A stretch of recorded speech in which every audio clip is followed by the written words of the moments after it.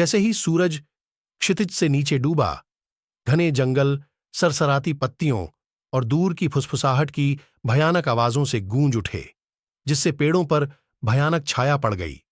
जंगल के किनारे बसे एक अनोखे छोटे शहर में परिवार एक शांतिपूर्ण जीवन जी रहा था, जब तक कि एक दुर्भाग्यपूर्ण शाम ने सब कुछ बदल नहीं दिया। तृप्ति और राहुल एक प्यारे जोड़े थे जो अपनी 10 वर्षीय बेटी लिली का पालन पोषण कर रहे थे।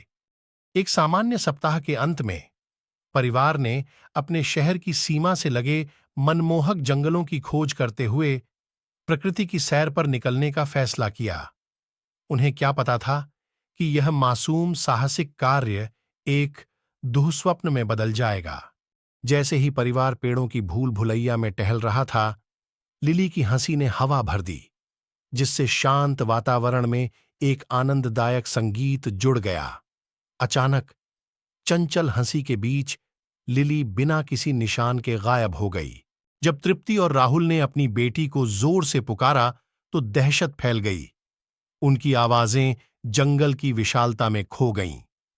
घंटों बीत गए और हताशा निराशा में बदल गई, क्योंकि उन्होंने अनिच्छा से इस डरावनी संभावना को स्वीकार कर लिया कि लिली हमेशा के लिए खो सकती है।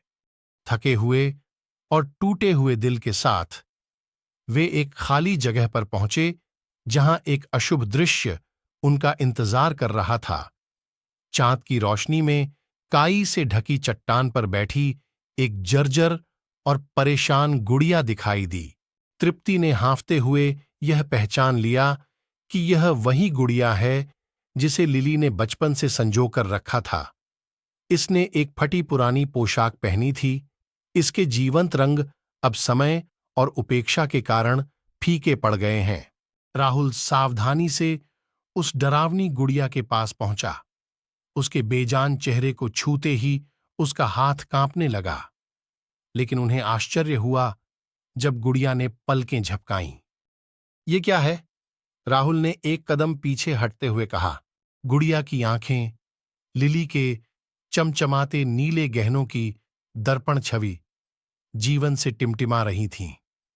उसके चीनी मिट्टी के होठों से एक हल्की सी फुसफुसाहट निकली, जिससे जोड़े की रीढ़ में सिहरन दौड़ गई।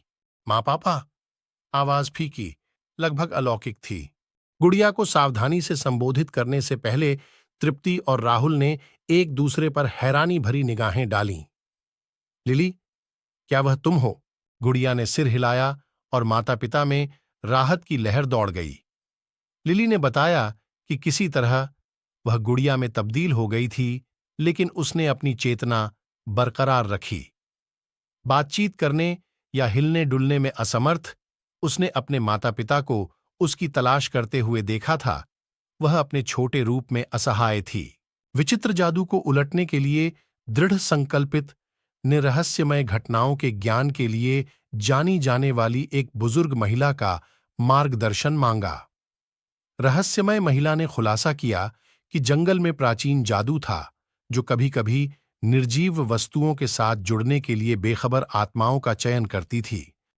नई आशा के साथ जादुई जंगलों के माध्यम से महिला के मार्गदर्शन का पालन करते हुए एक खतरनाक खोज पर निकल पड़े। रास्ते में परिवार को रहस्यमय प्राणियों का सामना करना पड़ा और उन चुनौतियों का सामना करना पड़ा जिन्होंने उनके संकल्प की परीक्षा ली। प्रत्येक कदम उन्हें उस जादुई घटना के दिल के करीब ले आया जो लिली के साथ घटी थी। जैसे ही रहस्यमय ऊर्जा के केंद्र पर पहुंचे, उन्होंने जंगल के भीतर छिपे एक प्राचीन मंदिर की खोज की। बुजुर्ग महिला के मार्गदर्शन से उन्होंने लिली को गुड़िया से बांधने वाले जादू को उजागर करने के लिए एक अनुष्ठान किया।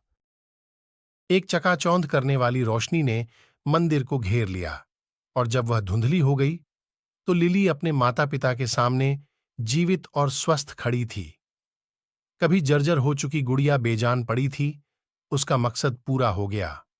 परिवार, जो अपने कष्टदायक अनुभव से हमेशा के लिए बदल गया, अपने साथ साझा किए गए अनमोल पलों की नई सराहना के साथ जंगल से बाहर आया। लिली अब गुड़िया के रूप तक ही सीमित नहीं रही, अपने माता पिता से चिपकी रही, उनके अटूट प्यार के लिए आभारी थी जिसने जादुई जंगल के काले जादू को तोड़ दिया था।